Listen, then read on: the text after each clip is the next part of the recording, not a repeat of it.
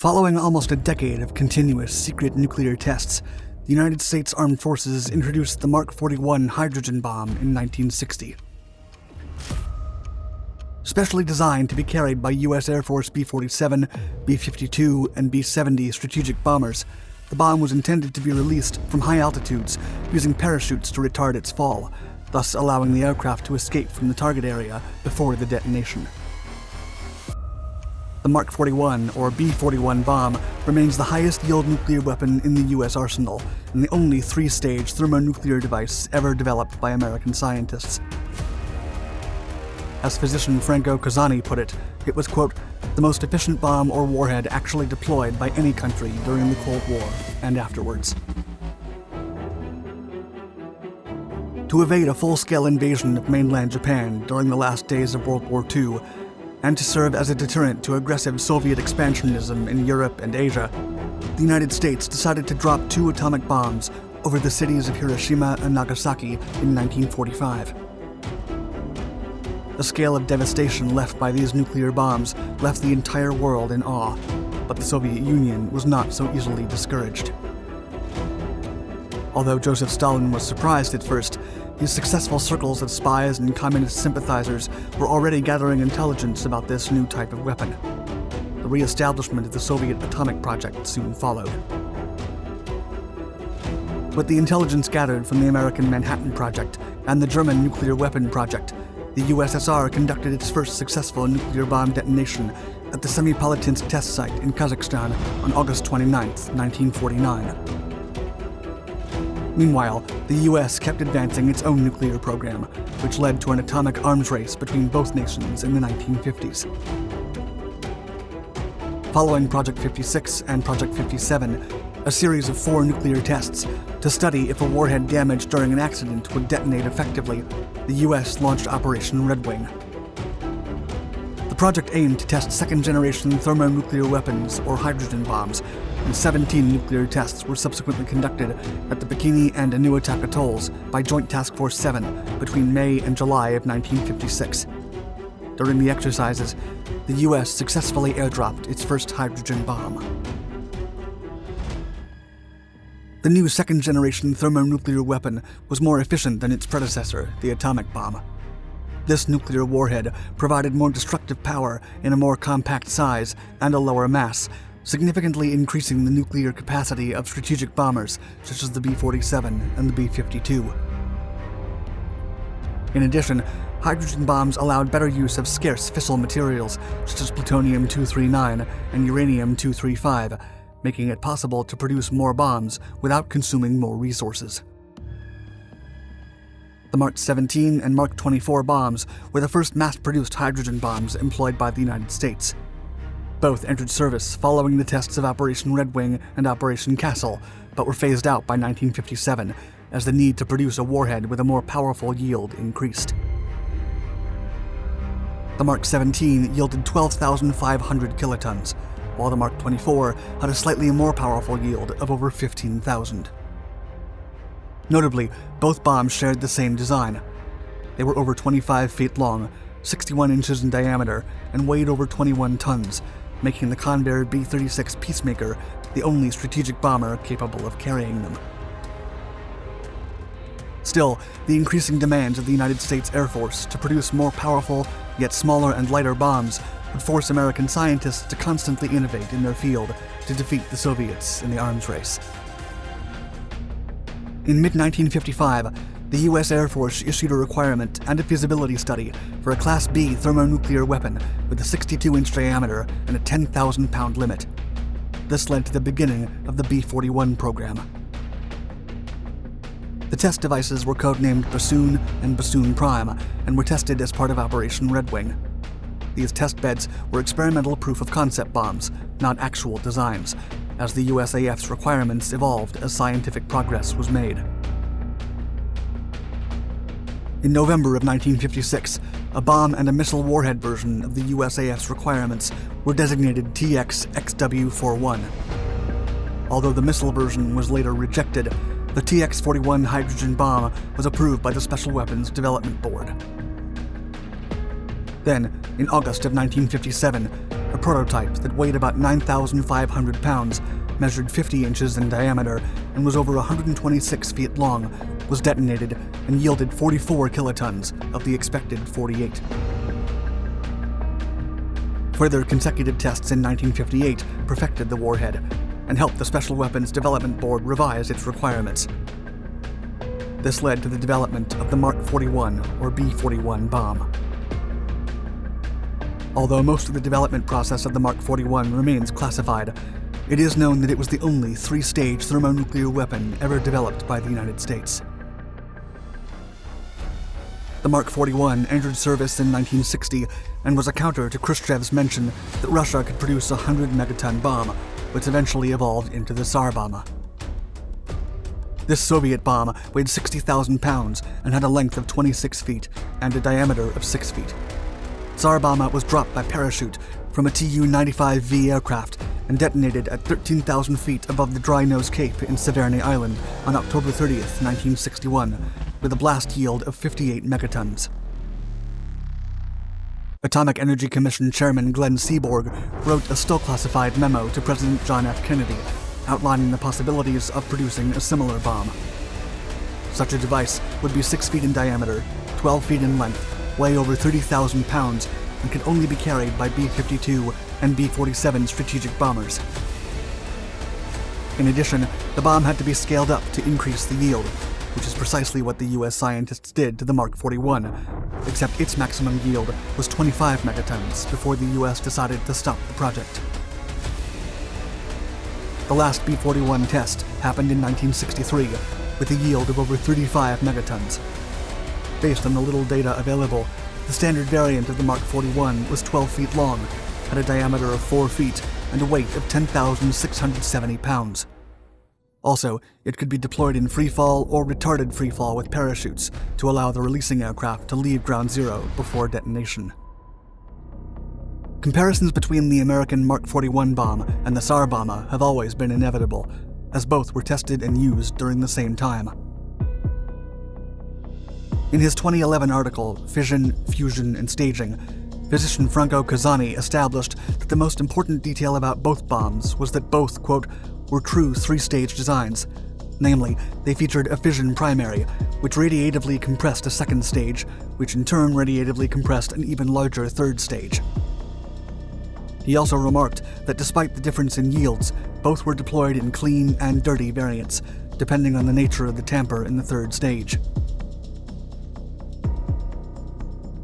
Also, in contrast to its Mark 17 and Mark 24 predecessors, the B-41, quote, deployed some 15 years later and carried by the B-52 bomber at the height of the Cold War, reached a high efficiency ratio of 5.2 megatons per metric ton of weight. The B-41 bomb reportedly came with two yields, depending on whether an inert or fissionable tamper was used in its secondary stage. The bomb's three-stage design allowed its second stage to drive a larger third one to radiative implosion, leading to its highest yield of 25 megatons, and making it the highest power nuclear weapon ever fielded by the United States. Ultimately, over 500 B-41 bombs were produced between 1961 and 1963, before it was phased out by the B-53 bomb, which had a smaller yield of 9 megatons.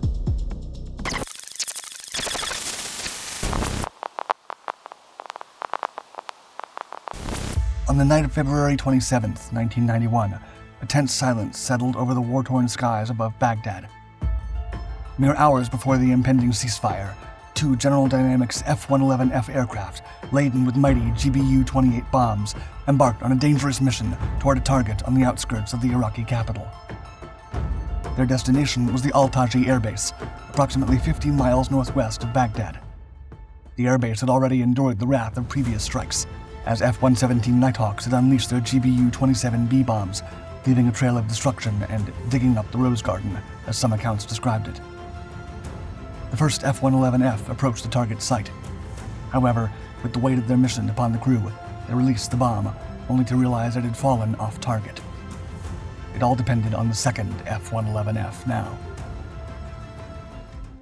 In the realm of modern warfare, underground military facilities present a significant challenge.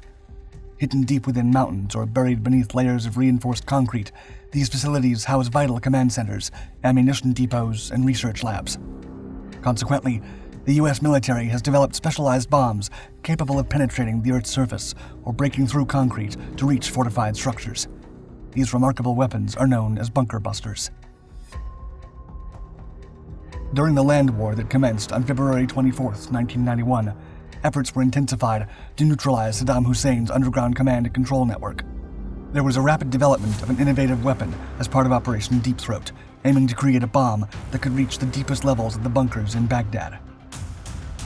Buried up to 50 feet underground, these fortifications consisted of interconnected concrete chambers, housing command facilities for thousands of military personnel. They were equipped with 2-foot-thick concrete slabs and stocked with supplies to sustain occupants for extended periods. But existing technology had its limitations. For one, the BLU-109 penetrating warhead, equipped in the GBU-24, was not capable of such a monumental task. Hussein's bunkers simply lay beyond the reach of standard penetrating warheads.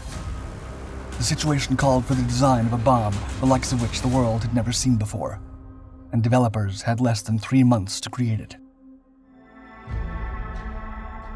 The GBU-28 was developed within an unprecedented record-breaking 2-month timeframe. Aware that hostilities would break out on January 15, 1991, manufacturers were given 10 weeks to devise a solution. In order to achieve an objective of this nature, engineers and designers have 3 approaches they can take. The first option involves increasing the weight of the weapon, which grants it greater kinetic energy upon impact, enabling it to plow through layers of earth or concrete. The second approach focuses on reducing the diameter of the bomb, minimizing resistance during penetration, and allowing it to concentrate its energy on reaching deeper into the target. The final strategy involves boosting the bomb's speed by incorporating a large rocket engine, providing a powerful burst of propulsion to penetrate obstacles and dive further into the bunker. Auspiciously, a breakthrough came when a Lockheed employee proposed repurposing surplus M201 howitzer barrels stored by the U.S. Army as a suitable body for the weapon. 2 barrels were selected, modified by shortening and reboring them to 10 inches in internal diameter. Once completed, the bomb, called GBU-28 or BLU-113, measured about 19 feet in length and 14.5 inches in diameter, and weighed a staggering 4,400 pounds.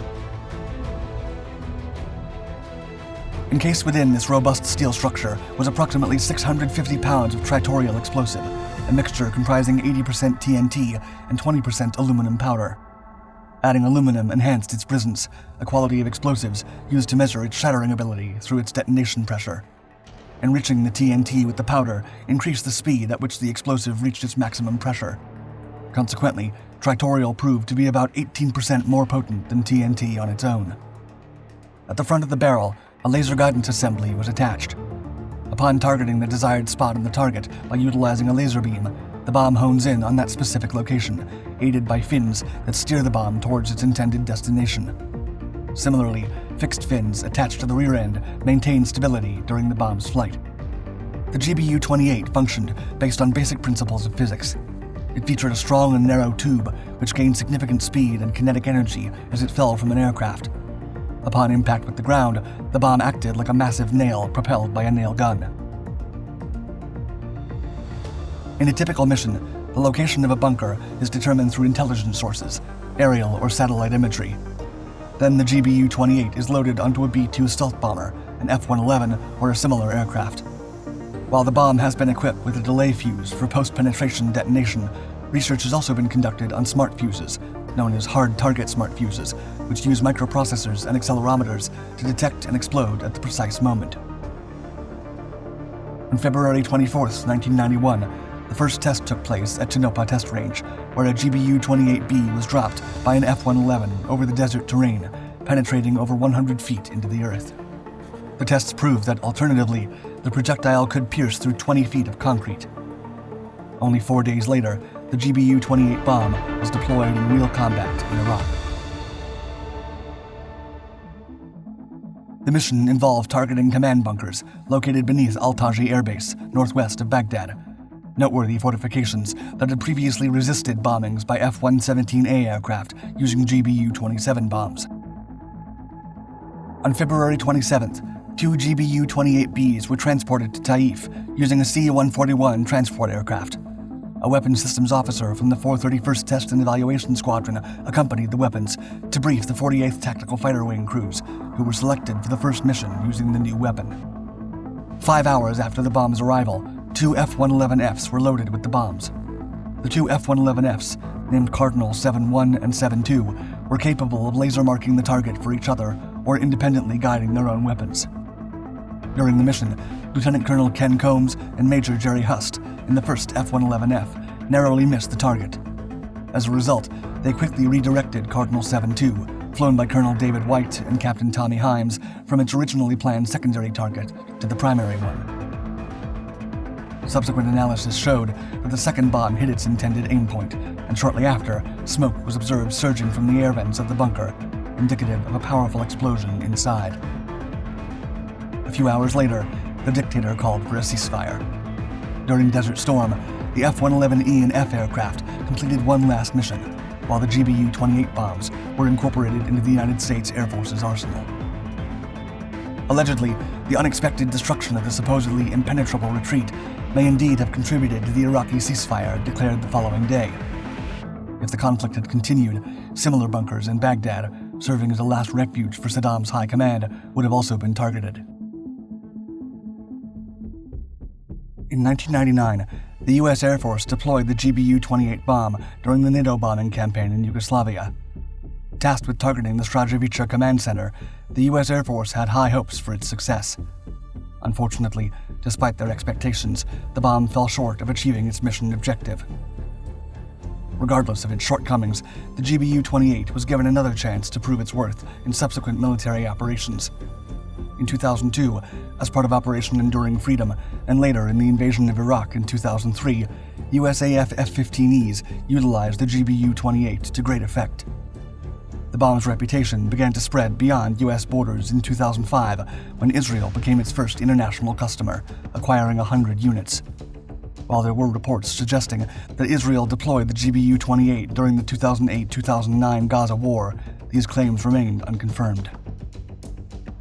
That same year, in the wake of North Korea's nuclear test, the United States responded by agreeing to sell GBU-118 bombs to South Korea. The delivery of these bombs was scheduled between 2010 and 2014, bolstering South Korea's defense capabilities. Even a decade later, in 2021, during the Israeli military's operation known as the Guardian of the Walls, the GBU-118 did see extensive use in the bombardment of Gaza, further solidifying its role as a prominent weapon in modern warfare. Toward the end of 2021, the USAF completed assessments of a new bomb called GBU-72 Advanced 5K Penetrator, which is expected to be more effective against hardened and buried targets.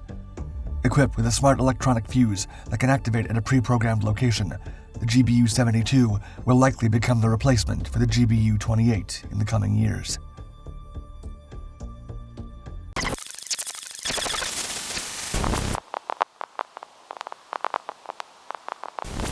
U.S. intelligence pointed to Osama bin Laden hiding in the mountains of Afghanistan within the cave complexes several hundred feet below the ground. Then, in March of 2002, the Department of Defense and the United States Air Force unleashed their newest weapon on top of the al-Qaeda and Taliban forces. Developed under unprecedented circumstances, with scientist Monet Anduang at the helm, the BLU-118 B thermobaric bomb was built in a rush, ignoring most safety procedures and previous testing due to the urgency. Once it was finally ready, it proved so lethal that many experts believe it should never have been created at all. But as tensions rose in the Middle East, the U.S. forces nervously hoped that the thermobaric weapon would penetrate deep into the ground and destroy the cave complex once and for all. Developed in the 1980s, the McDonnell Douglas F-15E Strike Eagle was designed to meet the United States Air Force requirements for an all-weather multi-role strike fighter capable of air-to-ground missions that could carry up to 23,000 pounds of air-to-ground and air-to-air weapons. Going back to its introduction in 1988, the multi-role strike fighter has been at the center of every major conflict the U.S. has been involved with, from Desert Shield to Operation Inherent Resolve and many others. Then, on March 2, 2002, in an undisclosed location near or around Afghanistan, a single F-15E Strike Eagle belonging to the 335th Fighter Squadron Chiefs from the 4th Fighter Wings took off from the Shanikot Mountains near the country's eastern border. Hanging from its racks, the Strike Eagle carried the first operational BLU-118 B thermobaric bomb, the United States' newest anti-terrorist weapon. The aircraft was taking part in Operation Anaconda, a joint military operation between the CIA paramilitary officers and several allies attempting to destroy al-Qaeda and Taliban forces. Mission soldiers had found a tactically significant cave complex that, according to then Chairman of the Joint Chiefs of Staff, General Richard Myers, was crowded with essential enemy personnel. Tagged with a targeting laser, the F-15's computer carefully calculated the height, speed, and range, and released the weapon directly towards the tunnel complex's entrance, set near a house-like structure. As the bomb's fins and airfoils twisted and tweaked, the free-falling weapon set course to the ground, right to the end of the aircraft's laser beam. However, the bomb missed the target, and even though the details are classified, the Pentagon did announce that the bomb missed the cave because it detonated early, wasting all of its earth-shuddering energy above ground. Still, to the bomb's maker, the actual explosion was all that mattered. In July of 2001, Lieutenant Colonel Tom Ward arrived at the Department of Defense's offices, ready to comply with their request to develop a tunnel defeat weapon to potentially be used in North Korean subterranean nuclear stockpiles. The weapon needed to be capable of punching inside caves and flushing them out.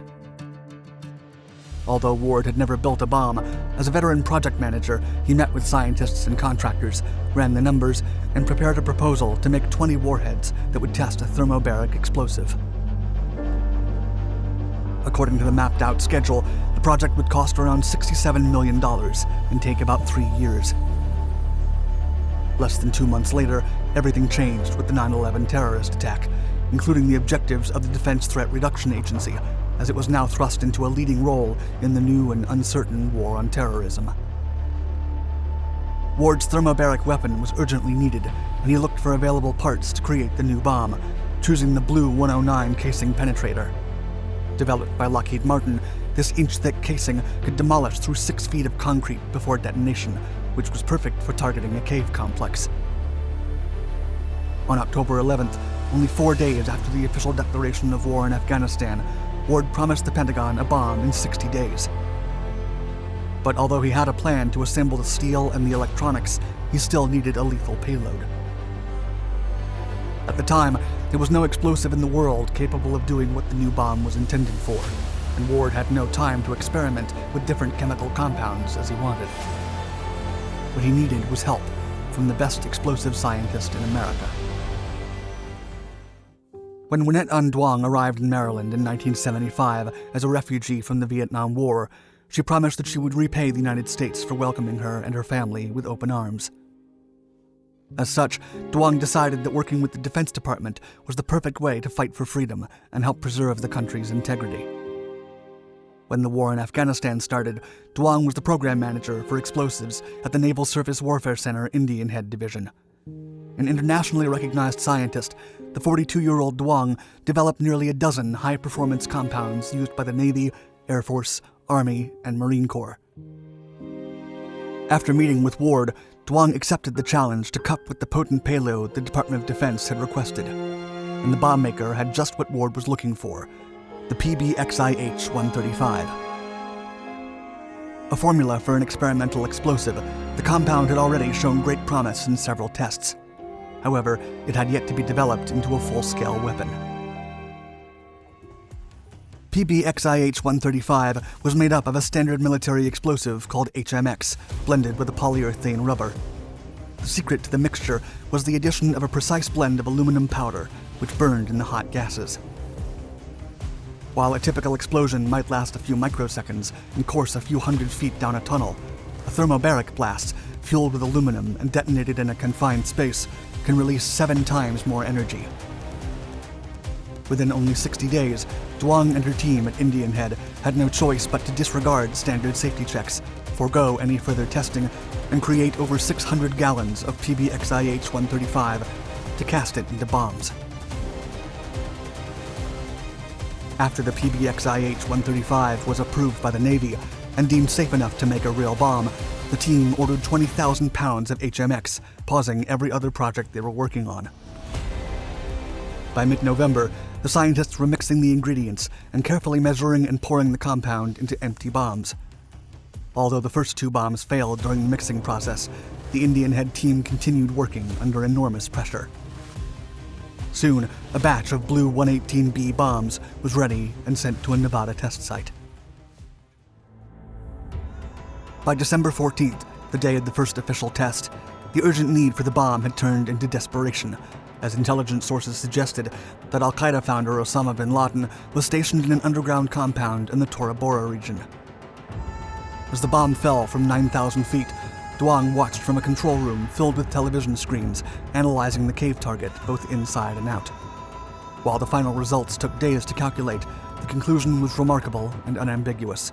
The thermobaric weapon was a success. A week later, when the Pentagon released a videotape of the December 14th test and aired it on national networks, the world found out what the Indian-head scientists had been up to for the past 2.5 months.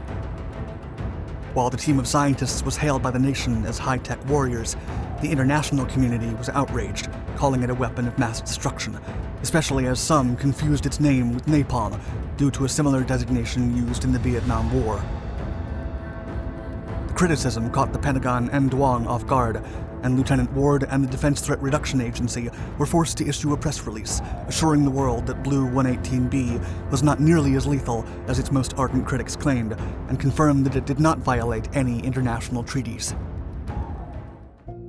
After the bomb was dropped on March 2, 2002, and missed its target, 4th Fighter Wing pilot Captain Randall Haskin recalled the reasons for the bomb's failed delivery in an interview with the Aviation Geek Club. According to the pilot, there was always a 50% chance the delivery would not work. During the mission, as Haskin said, quote, "The pilot performed a last-second bunt to delay bomb release so that the weapons systems officer could get a better view of the designated mean point of impact. That's a normal thing for us to do with a standard laser-guided bomb." However, with the GBU-24 Paveway 3, the family of laser-guided weapons the bomb belonged to, the bunt put the bomb into a different flight mode than the one that was initially planned by the Air Force. As such, the bomb failed to follow the planned flight profile and thus smacked the ridgeline instead of the cave complex's entrance, missing its target.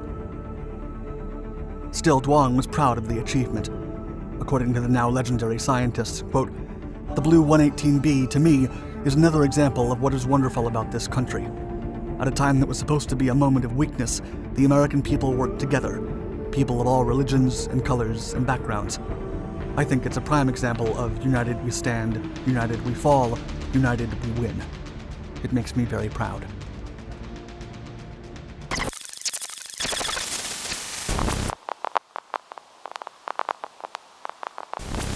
Penetrating concrete bunkers or underground facilities is no easy task for any modern military. As such, worldwide governments hide their most valuable secrets, such as their nuclear arsenals, below layers of soil, rock, and reinforced cement.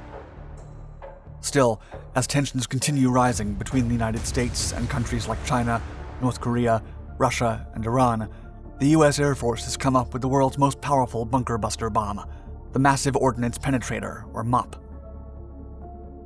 The satellite-guided weapon weighs 30,000 pounds, carries over 5,300 pounds of high explosives, and can break through 200 feet of pure concrete. And with so much power, not even North Korea and China will be able to hide from its devastating effect.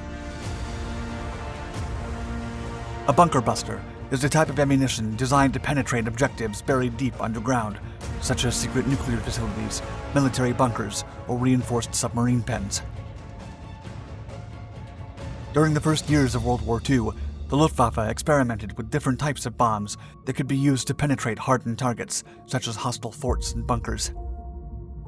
German engineer August Kenders, who during the war worked for Kenders Rücklinge Eisen- und Stahlwerke GmbH, designed the Rückling shell, following the theory of increasing the sectional density to improve penetration. These bunker-busting artillery shells were made from chrome vanadium steel and could penetrate over 4 meters of reinforced concrete. Rückling shells saw limited use during the conflict. They were tested between 1942 and 1943 to pummel the Belgian structures of Fort de Batisse and Fort d'Aubigny-Neufchâteau, as well as the forts of Hanichka and Dobrosov, among others. The United Kingdom also employed bunker busters during the war. The objective was to eliminate the submarine pens the Kriegsmarine had built across Europe to store the devastating U-boats that decimated Allied merchant convoys. These submarine pens were reinforced with layers of concrete that offered excellent protection against conventional bombs, leading British designer Barnes Wallis to develop earthquake or seismic bombs to destroy the German fortifications. While traditional bombs exploded at or near the surface, seismic bombs were designed to be dropped from higher altitudes to penetrate the surface and explode once underground. This led to practical explosions that created massive caverns with craters or camouflets. Some of these bombs were the Tall Boy and the Grand Slam, but the most powerful one was the 4,500-pound concrete piercing and rocket-assisted bomb, known as the Disney bomb. During Operation Desert Storm, NATO forces began looking for a deep penetration bomb similar to the Disney and Tall Boy. Still, none were as effective. Soon, the US and its allies came up with the Guided Bomb Unit 28, or GBU-28, which weighed over 2 tons and carried over 650 pounds of explosives. This bomb was successfully used for the remainder of the war and destroyed vital enemy objectives, including the al-Taji Airbase, located about 15 miles from Baghdad. On that occasion, the American General Dynamics F-111 Aardvark dropped a GBU-28 that successfully penetrated the reinforced concrete structure before detonating and eliminating everyone inside. Besides the GBU-28, the U.S. Air Force also employed a less powerful bunker buster, the GBU-27 B, to clear out other Iraqi facilities during the invasion. Air Force F-15 Strike Eagles and F-117 Nighthawks would generally drop some GBU-27B bombs to shake the underground structures before the F-111s arrived to destroy the facilities with the more powerful GBU-28. Given its success in clearing out reinforced concrete fortifications, the GBU-28 bomb was eventually acquired by Israel and North Korea. At the same time, the Air Force began working on more powerful versions. In early 2002, Lockheed Martin and Northrop Grumman began a joint development program to develop a 30,000-pound bunker buster weapon dubbed Big Blue. However, the project was momentarily halted due to a lack of funding. Then came the invasion of Iraq by the US and the coalition forces, and the Army and Air Force realized that despite the overall effectiveness of the GBU-27 and 28 bombs, a more powerful bunker buster bomb was required. This led to a renewed interest in Lockheed and Grumman's project, and with support from the Air Force and the Defense Threat Reduction Agency, the two companies began working on the project again. The resulting bunker buster was codenamed GBU-57 and was quickly nicknamed Massive Ordnance Penetrator, or MOP. The MOP was developed at the Air Force Research Laboratory Munitions Directorate at Eglin Air Force Base in Florida, and the first test took place at the White Sands Missile Range in New Mexico in March of 2007. The test was carried out by Boeing, and according to the U.S. Air Force, the bomb can only be deployed by the B-2 Spirit and the B-52 Stratofortress. The MOP has an approximate length of 20 feet, a diameter of 31 inches, and an overall weight of 30,000 pounds. In addition, it carries over 5,300 pounds of high explosives and has a penetration of about 200 feet. It is also satellite-guided to maximize accuracy. From 2011 to 2017, development and further testing were accelerated as tensions with North Korea rose. And it was also exacerbated by the U.S. concern about the mounting capability to build and deploy nuclear weapons in countries like Iran and North Korea. In October of 2017, B-2 Spirit bombers were spotted in Missouri, practicing exercises that involved targeting a VIP command post or leadership relocation sites. Some believe the bombers were practicing with MOPs and were trying to simulate a retaliatory attack against North Korea. The fake scenario involved eliminating Kim Jong-un and the country's leadership. In May of 2019, the U.S. Air Force released an impressive video showing a B-2 Spirit bomber dropping 2 GBU-57 massive ordnance penetrator bombs as tensions with Iran rose because of its potential use of nuclear weapons. The video was shared while the US was sending soldiers, aircraft, and ships to the Gulf, perhaps as a deterrent to what may happen if Iran continues with its nuclear plans. The slow-motion footage begins with the B-2 flying across the sky. 2 massive GBU-57 bombs are then slowly released, one after the other. Seconds later, one of the bombs reaches a ground target. The MOP bomb swiftly penetrates the ground to its tail, and then a furious explosion comes to life, forming a giant crater full of smoke, fire, and soil. The other bomb then penetrates the ground target and bursts into a secondary explosion that displays the accuracy, velocity, and power of the new American bunker buster. The B-2 can carry 2 MOPs and has excellent long-range penetration capabilities to deliver any payload. Several analysts have expressed their admiration for such a powerful combo, as the MOP and its state-of-the-art guidance system can become a severe threat to any fortified bunker on Earth, coupled with its ability to sneak deep into hostile territory without being noticed. Not even North Korea and China, with their thousands of underground tunnels, can escape the sheer lethality of a GBU-57 massive ordnance penetrator in action. In June of 2010, U.S. Air Force Lieutenant General Philip M. Breedlove announced that the Air Force was already working on the next-generation penetrator bomb. The lieutenant also explained that this next-generation bomb would be a third of the size of the MOP, so that it could be carried by more affordable aircraft, especially fighters. It is to be called the Next Generation Penetrator, or NGP, and it will be an integral part of the Next Generation Bomber program, intended to replace the B-52 Stratofortress and the B-1 Lancer from the aging Air Force bomber fleet. In 2015, Northrop Grumman was awarded a contract to develop the new model, but no further details have been revealed.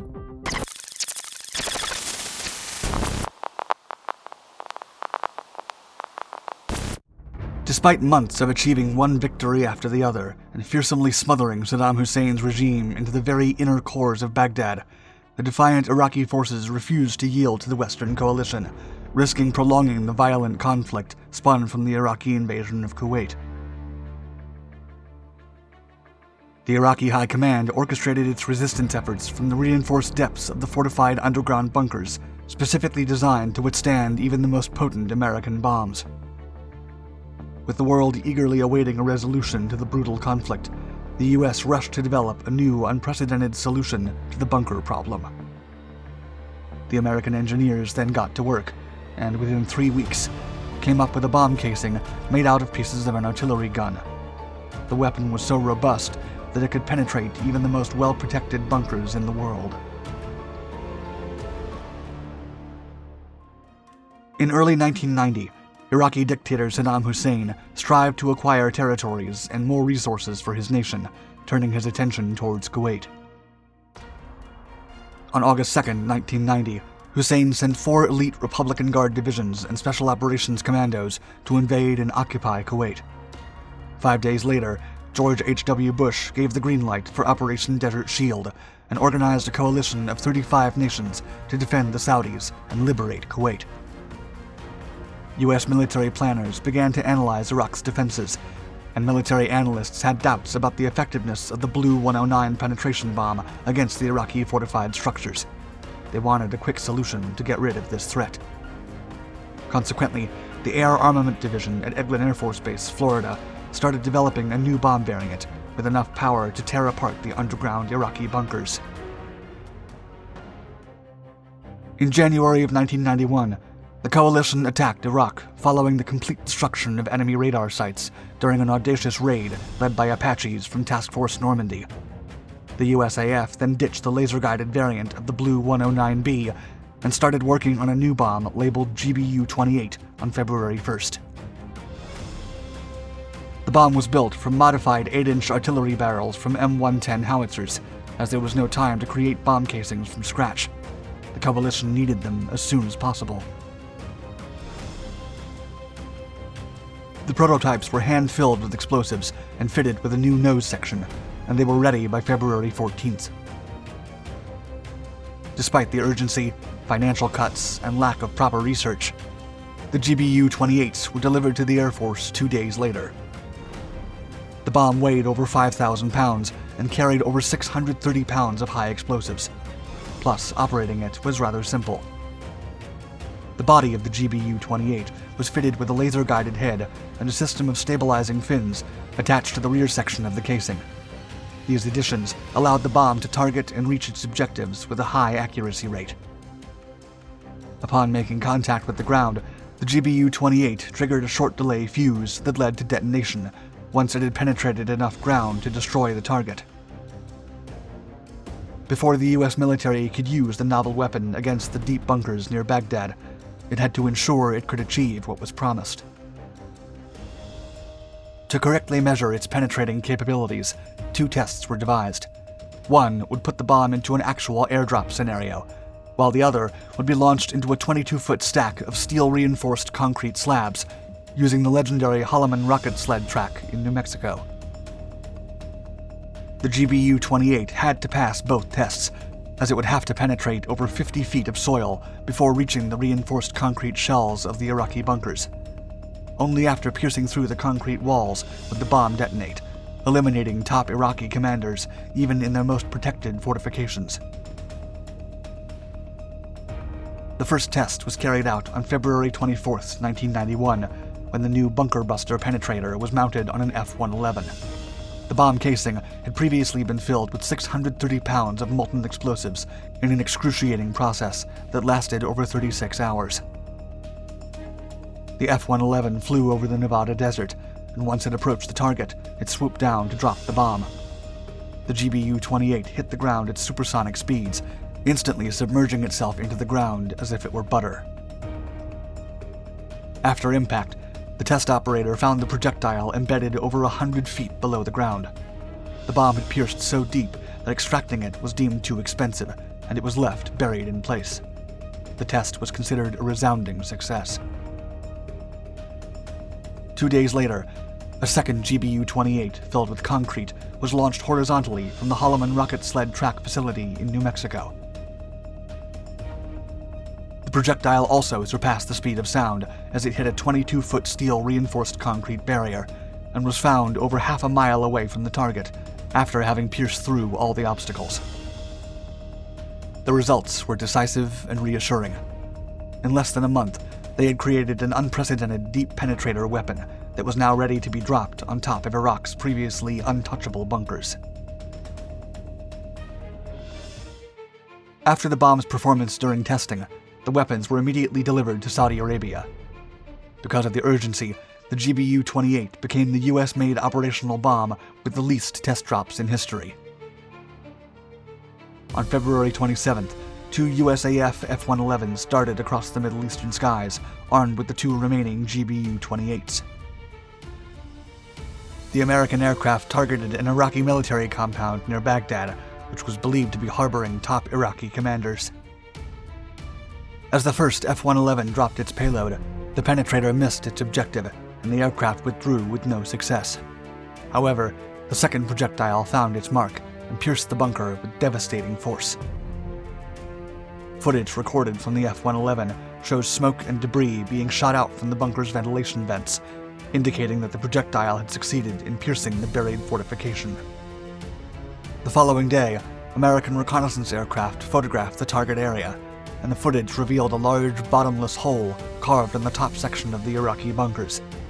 The US officials then learned that everyone inside the bunkers had lost their lives during the attack. Consequently, Saddam Hussein signed a ceasefire, bringing Operation Desert Storm to an end. Whether it was because of the previous day's bombings, or because the conflict was already coming to an end, many experts agree that the super penetrator might have helped accelerate the process. From then on, the GBU-28 became known as the bomb that ended a war. Following the end of Operation Desert Storm, the US Air Force kept improving the design of the GBU-28 bomb. Some were employed by American F-15s against the Strzeljica Command Center during the NATO bombing of Yugoslavia in 1999. Other F-15s carrying GBU-28s were used at the beginning of the 21st century during Operation Enduring Freedom in 2002 and the subsequent invasion of Iraq in 2003. In 2005, controversy arose after media outlets reported the first foreign sale of GBU-28s to Israel. Over 50 bombs were delivered in 2009, for a possible attack against Iranian nuclear facilities. Then, in 2014, the US approved selling GBU-118 bombs to South Korea, following the ongoing nuclear tests of the aggressive North Korean regime. Despite being created in less than a month, the GBU-118 became a highly valuable asset for the United States military, and immediately changed the course of modern warfare. Its success was so massive that in October of 2021, the US Air Force announced it was working on the GBU-72 Advanced 5K Penetrator, a more powerful bunker buster bomb that will improve on its predecessor's design by being built to reach bunkers buried hundreds of feet underground.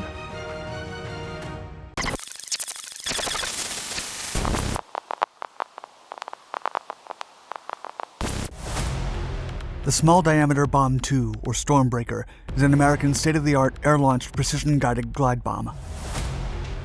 Raytheon Company began its development in 2006 with the goal to develop a 250-pound bomb capable of identifying and striking moving targets from standoff distances of up to 45 miles away. Stormbreakers weigh around 204 pounds and are 69 inches long.